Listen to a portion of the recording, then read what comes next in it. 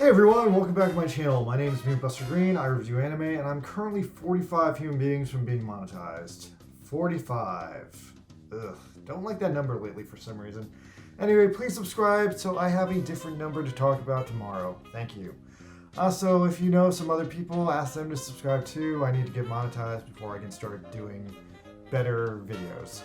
Anyway, so welcome to what I believe is the season finale of season 1 of FUUTO PIs, unless I'm wrong and it goes on for like another 10 episodes. Like, I'll find out next week, and if that's the case, I'm gonna keep being busy going forward. Now, at first glance, the review board here hasn't changed since episode 11, but actually, if you look closer, the relationships between all the people on the board have matured. And once again, the only thing they have to do to finish this arc out successfully is rescue the Machine Factory Grandpa. I'm guessing they might also beat or defeat Reactor in this episode, and there's going to be a lot of outstanding plot lines going into the next season. So yeah, they really glance over the last episode, and the only thing that really mattered there was Shotaro got wet, Tokumi got confidence, and the Reactor guy has an army of road dopants. I'm surprised they didn't put the army of road dopants on the board. Anyway, so back to the episode. In Shadow FUUTO, Tokumi and Grandpa are running away because there's nowhere safe to hide. Also, despite there being numerous building-sized objects, I believe that they're all solid and don't have doors, and therefore you can't actually go inside any of them, which is really, really creepy. Anyway, the grandpa reveals that he has heavy regrets when it comes to taking jobs from unscrupulous criminal people because in the previous decade, he accidentally helped Middle Eastern terrorists make landmines that killed children. Heavy. Wow, so that means that when the grandpa accused Reactor of being a terrorist, that was actually pretty personal. You would think if he's worked for terrorists already, he would have more safeguards in place to keep it from happening again, but apparently all he has is like a sense of guilt and paranoia. Oh, and they flashback to that moment just now as I'm saying it. Reactor told the grandpa that the part wasn't being used for a weapon, but the grandpa instinctively distrusted him, so he followed him back to his lair where he found out that Reactor was building a nuclear reactor. Of course he was.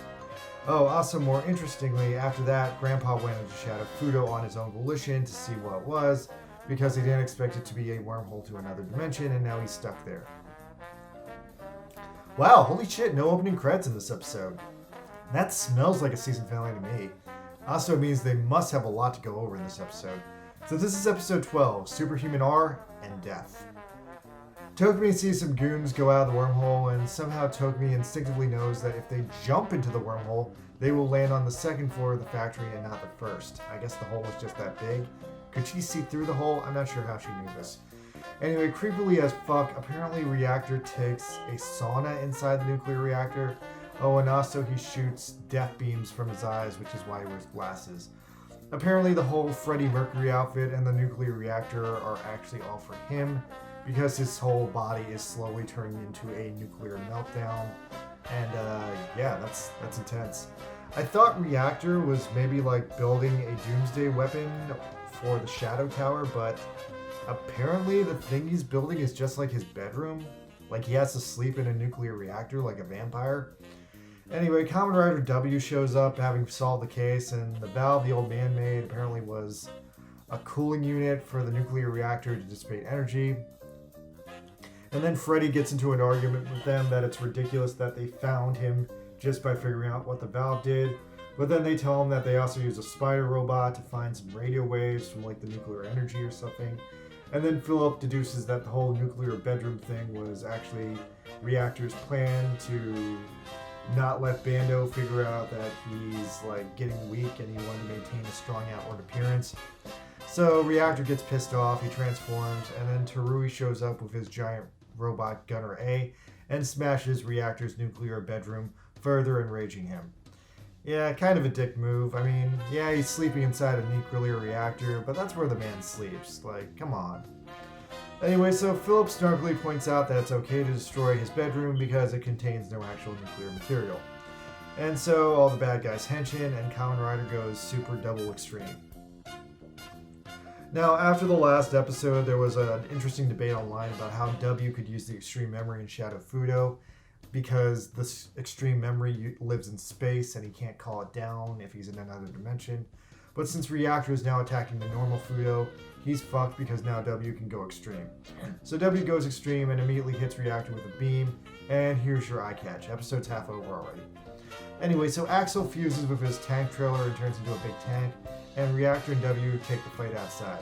You get some recycled animation from the first Reactor fight 3 episodes ago.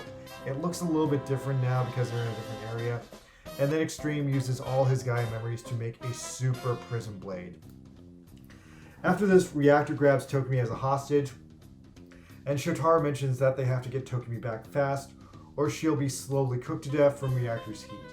Now we get a really interesting pseudo live action flashback to the WTV show. It looks like they just like rotoscoped a scene from the show, which is really, really interesting looking.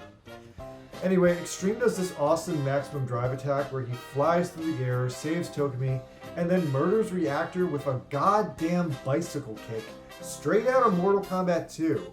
I have not seen anyone do a bicycle kick in 20 goddamn years. Refreshing. Now on the other side of the factory, Axel dememories the 2 road dopants, but then they use their black credit cards to open the wormhole.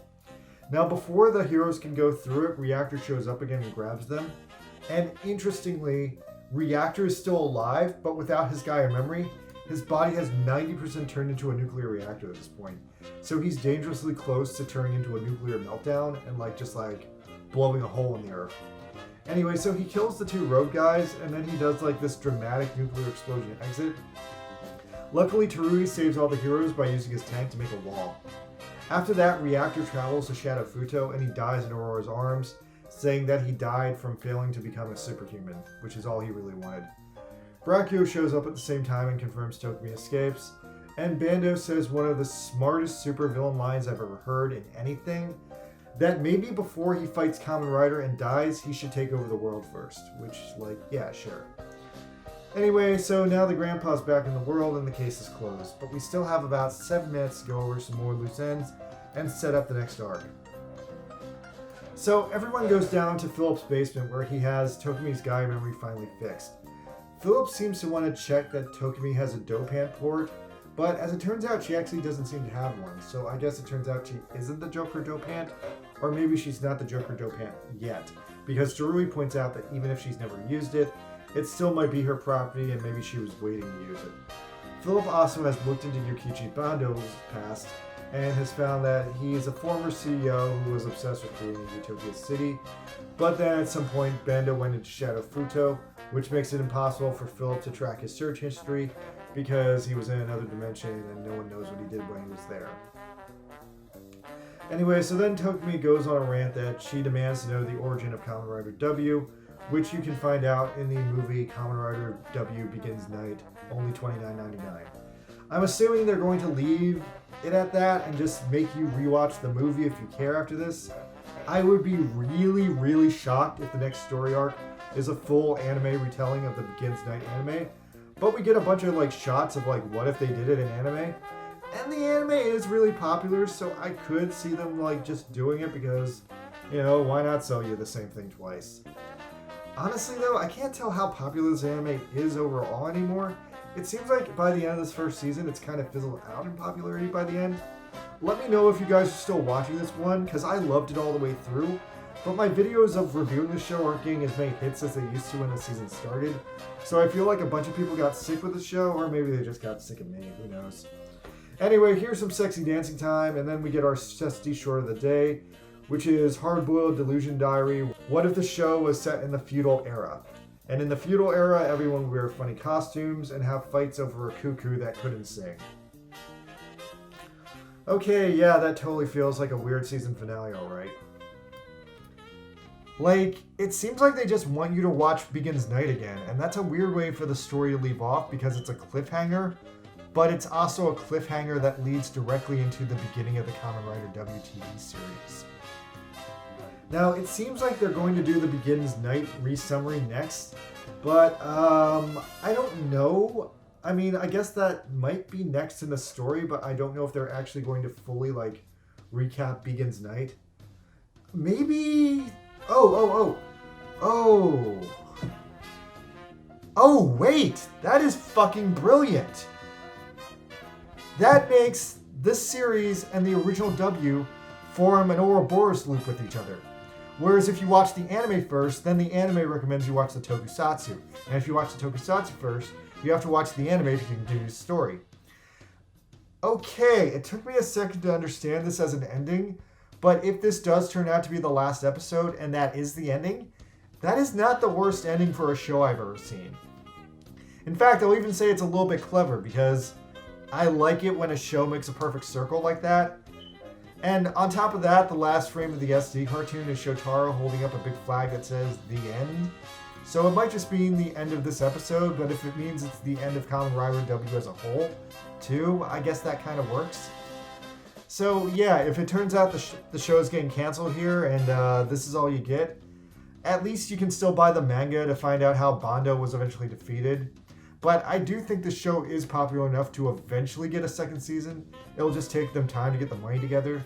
So if there's a new episode next week, then I guess I have to review that too. But anyway, I really liked FUUTO PIs and I thought it was a great show. And yeah, guys, my name is Buster Green. I totally respect Kamen Rider. I really love Tokusatsu, so please subscribe. I'll eventually review some other Tokusatsu things. What if I reviewed Akumaiser 3? Does anyone want me to review Akumaiser 3? Because I kind of want to watch Akumaiser 3. I'm nuts like that. Alright, let me know. Later, guys.